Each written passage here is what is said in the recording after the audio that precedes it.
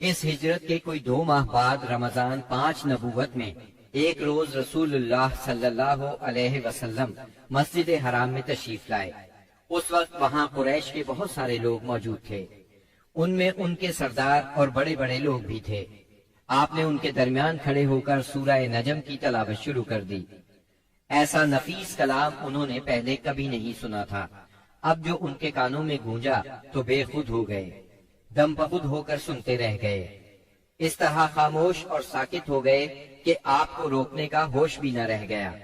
بلکہ سورت کے آخر میں جب ڈانٹ ڈپٹ والی آیات آئیں تو ان کے دل کانپ گئے، ہوش اڑ گئے، اور جو ہی آپ نے یہ حکم سنایا کہ قیامت قریب آ پہنچی، اس دن کی تکلیفوں کو اللہ کے سوا کوئی دور نہیں کر سکے گا، اے کافرو، کیا تم اس کلام پر تعجب کرتے ہو اور ہنستے ہو اور روتے نہیں؟ اور تم غفلت میں پڑے ہو تو اللہ کے آگے سجدہ کرو اور اسی کی عبادت کرو۔ یعنی اللہ کے لیے سجدہ کرو اور اس کی عبادت کرو۔ تو سب کے سب سجدہ ریز ہو گئے، کسی کو اس حکم ربانی سے سرتابی کا یارہ نہ رہا۔ امام بخاری رحمت اللہ علیہ نے سیدنا عبداللہ بن مسعود رضی اللہ عنہ سے روایت کی ہے کہ نبی صلی اللہ علیہ وسلم نے سورہ نجم پڑھی، پھر سجدہ کیا تو قوم کا کوئی فرد نہ بچا جس نے سجدہ نہ کیا ہو۔ ایک آدمی نے ایک مٹھی کنکری یا مٹی کی لی اور اس کو اپنے چہرے کے اوپر تک لے گیا اور کہا، میرے لیے یہی کافی ہے۔ بعد میں میں نے دیکھا کہ وہ حالت کفر میں مارا گیا۔ یہ امیہ بن خلف تھا جو بدر کے دن مارا گیا۔ گویا اس وقت جتنے لوگ تھے ان میں سے بس ایک امیہ بن خلف ایسا تھا جس نے مکمل طور پر سجدہ نہیں کیا، البتہ ایک مٹھی میں کنکریاں لے کر اپنی پیشانی تک لے گیا۔ اس نے سجدہ کرنے والوں کا بس اس حد تک ساتھ دیا تھا۔ اس واقعے کی خبر حبشہ پہنچ گئی، یعنی تمام قریش کے سجدہ کرنے کی خبر۔ اس پر مسلمانوں نے سمجھا کہ وہ سب کے سب مسلمان ہو گئے ہیں۔ وہ سب خوشی خوشی ماہ شوال میں مکے کی طرف روانہ ہو گئے۔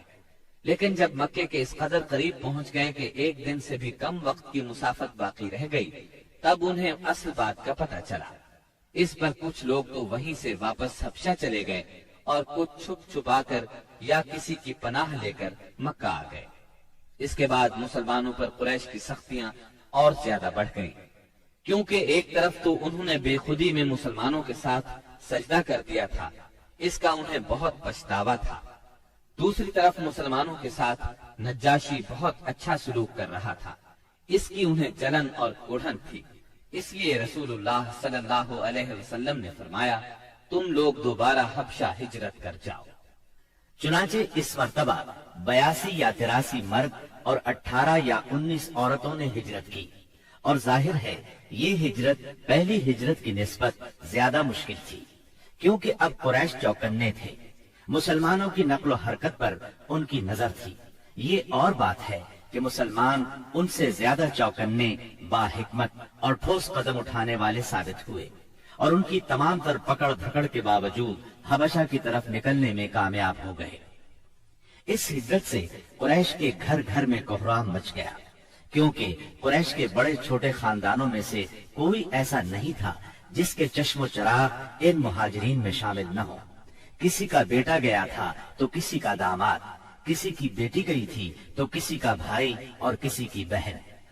ابو جہل کے بھائی سلمہ بن حشام، اس کے چچا زاد 2 بھائی، اس کی چچا زاد بہن ام سلمہ، ابو سفیان کی بیٹی ام حبیبہ، عتبہ کے بیٹے اور ہند جگر خور کے سگے بھائی ابو حذیفہ، سہیل بن عمرو کی بیٹی سہلہ، عثمان بن عفان، ان کی اہلیہ رقیہ بنت رسول اللہ صلی اللہ علیہ وسلم، زبیر بن عوام، مصعب بن عمیر، عبد الرحمن بن عوف، ابو سلمہ مخزومی، عثمان بن مزعوم، جعفر بن ابی طالب اور ان کی زوجہ اسما بنت امیس رضی اللہ عنہم وغیرہ۔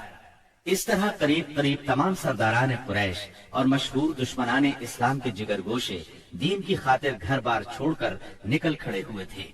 اس لیے کوئی گھرانہ ایسا نہ تھا جو اس واقعے سے متاثر نہ ہوا ہو۔ कुरैश पर ये बात बहुत गिरा गुजरी कि मुसलमान उनसे बचकर एक ऐसी जगह जा पहुंचे हैं जहां उनकी जान और माल को कोई खतरा नहीं है। चुनाचे उन्होंने इन हजरात की वापसी का मंसूबा तैयार किया। अम्र बिन आस और अब्दुल्ला बिन रबिया को हबशा भेजा। ये दोनों उस वक्त मुशरिक थे। उन्होंने हबशा पहुंचकर मंसूबे के मुताबिक सबसे पहले पादरियों से मुलाकातें की और उन्हें तोहफे तहाइफ दिए। फिर बासत अंदाज में दलील देकर अपनी आमद का मकसद बताया। उन्होंने उनका साथ देने का वादा कर लिया। इसके बाद ये दोनों नज्जाशी के पास आए, उसे भी तहाइफ पेश किए। फिर असल मकसद की बात शुरू की। उन्होंने कहा, ऐ बादशाह, आपके मुल्क में हमारे कुछ नासमझ लोग भाग आए हैं। उन्होंने अपनी कौम का दीन छोड़ दिया है और आपके दीन में भी दाखिल नहीं हुए, बल्कि एक नया दीन ईजाद किया है। उसको हम जानते हैं न आप, इसलिए हमें आपकी खिदमत में उनकी कौम के बड़ों यानी उनके वालिदैन, चचाओं और उनके कबीले के लोगों ने भेजा है ताकि आप उन्हें वापस भेज दें, क्योंकि वो लोग उन पर निगरान हैं और उनकी खामी और खराबी को सबसे अच्छी तरह समझते हैं। जब उनकी ये बात पूरी हो गई तो मंसूबे के मुताबिक पादरियों ने भी उनकी तायीद की, हाँ में हाँ मिलाई। नज्जाशी ने उनकी बातें गौर से सुनी, लेकिन सोचे समझे और देखे भाले बगैर फैसला नहीं किया। उसने सोचा दूसरे फरीक की भी बात सुनी जाए कि वो क्या कहते हैं, तभी हक वाज़ेह हो सकेगा। चुनाचे उसने मुसलमानों को बुला लिया और उनसे पूछा, ये कैसा दीन है जिसकी वजह से तुम लोग अपनी कौम से अलग हो गए हो, लेकिन न मेरे दीन में दाखिल होते हो और न उन मिल्लतों ही में से किसी के दीन में दाखिल हुए हो। इसके जवाब में सैयदना जाफर बिन अबी तालिब रजी अल्लाह अन्हु ने फरमाया, ऐ बादशाह, हम जाहिलियत वाली कौम थे, बुतों को पूजते थे, मुर्दार खाते थे, बुराइयां करते थे, कराबतदारों से नाता तोड़ते थे, पड़ोसियों से बदसलूकी करते थे। हम में जो ताकतवर होता था वो हमारे कमजोर को खा जाता था। हम इस हालत में थे कि अल्लाह ताला ने हम ही में से एक रसूल भेजा। हम पहले से उसके आली नसब, सच्चाई, अमानत और पाक दामनी को अच्छी तरह जानते थे। उसने हमें अल्लाह ताला की तरफ बुलाया कि हम उसे एक माने और उसी की इबादत करें और उसके सिवा हमारे बाप दादा जिन बुतों और पत्थरों को पूजते रहे थे उन्हें छोड़ दें। उसने हमें सच बोलने, अमानत अदा करने, कराबत जोड़ने, पड़ोसी से अच्छा सलूक करने, हरामकारी और खून रेजी से बाज रहने का हुक्म दिया। बेहयाई के कामों से, झूठ बोलने से, यतीम का माल खाने से और पाक दामन औरतों पर झूठी तोहमत लगाने से मना किया।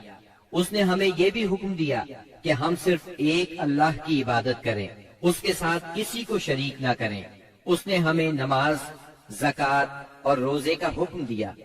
इस मौके पर सैयदना जाफर रज़ी अल्लाह अन्हु ने इस्लाम के और बहुत से अहकाम गिनवाए। फिर कहा, हमने उस पैगंबर को सच्चा माना, उस पर ईमान लाए, उसकी पैरवी की और उसके लाए हुए दीन में उसकी इताअत की।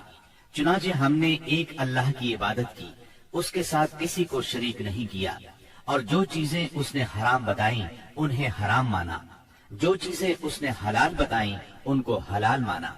बस इस पर हमारी कौम हमसे बिगड़ गई। उसने हम पर जुल्म और सितम का बाजार गर्म कर दिया। हमें हमारे दीन से फेरने के लिए फितनों और सजाओं से दो चार किया, ताकि हम अल्लाह की इबादत छोड़कर फिर से बुत परस्ती की तरफ पलट जाएं, और जिन गंदी चीजों को हलाल समझते थे उन्हें फिर हलाल समझने लगे।